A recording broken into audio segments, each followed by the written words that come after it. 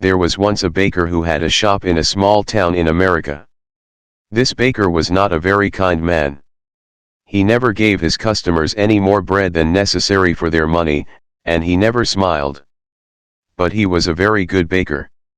His bread was the softest bread that you could imagine. Sometimes customers paid for their bread and started eating it there in the shop. And his cakes, yummy. His cakes were really delicious. People came to his shop from all over town.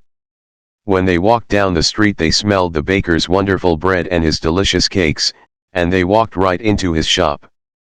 But not everyone came inside. Some people just stood outside the shop, smelling, and looking in through the windows. The baker didn't like this. Their stomachs are full of the smell of my bread. I'm giving them a free lunch. And I get nothing for my hard work, he said to himself. Perhaps there's some way to put those delicious smell in bottles. Then I can sell them, just like I sell my bread. One winter morning, very early, the baker was in his shop, making bread. He wasn't singing happily while he worked. He was complaining to himself about getting up early, about the cold weather, and about anything that came into his head. In the middle of all this, he looked up and saw someone looking in through the window. It was a young man wearing an old coat. He was looking at the baker's bread and he was hungry. He was smelling the fresh bread and smiling. When the baker saw him, he felt very angry. That thief outside my shop has a stomach full of the smell of my bread. It's a free breakfast. I get nothing for my hard work, while he steals my smells. The man didn't move, he just stood there, closed his eyes, and smelled the fresh bread happily. The baker was really angry now. He walked across the shop, opened the door and shouted at the man, "Pay me."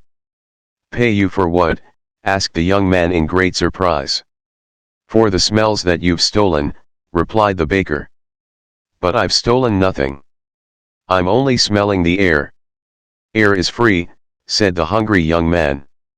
"It's not free when it's full of the smells from my shop," replied the baker. "Pay me now, or I'll call the police."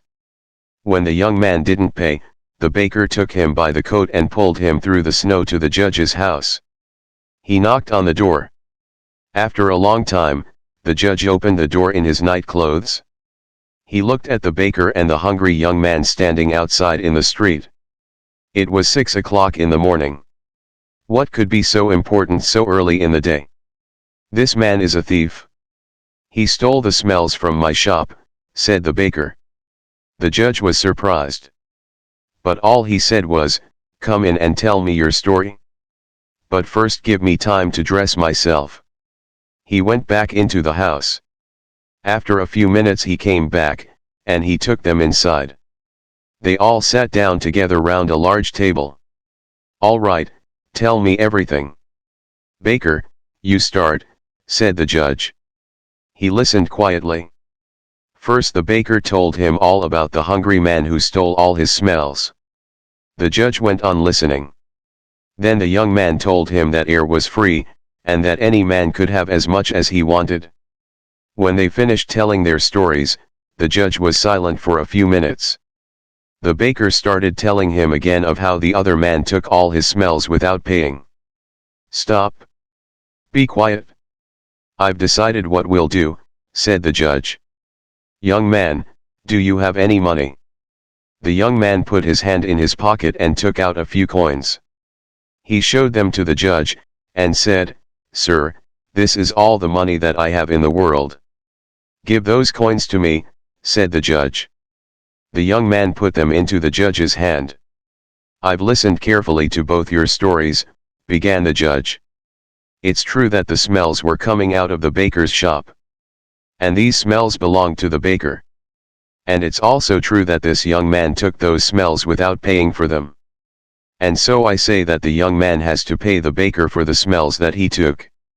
The baker smiled, perhaps for the very first time in his life. He held out his hand at once for the money. But the judge didn't give him the coins. "Baker, listen and listen carefully," he said. He shook the coins in his hands and they clinked together. "That can pay for the smells," he said to the baker. "Give me my coins, sir," said the baker, not smiling anymore. "No," said the judge. "I've decided that the sound of money is the best way to pay for the smell of bread." And with that, he gave the coins back to the poor young man and told him to go home.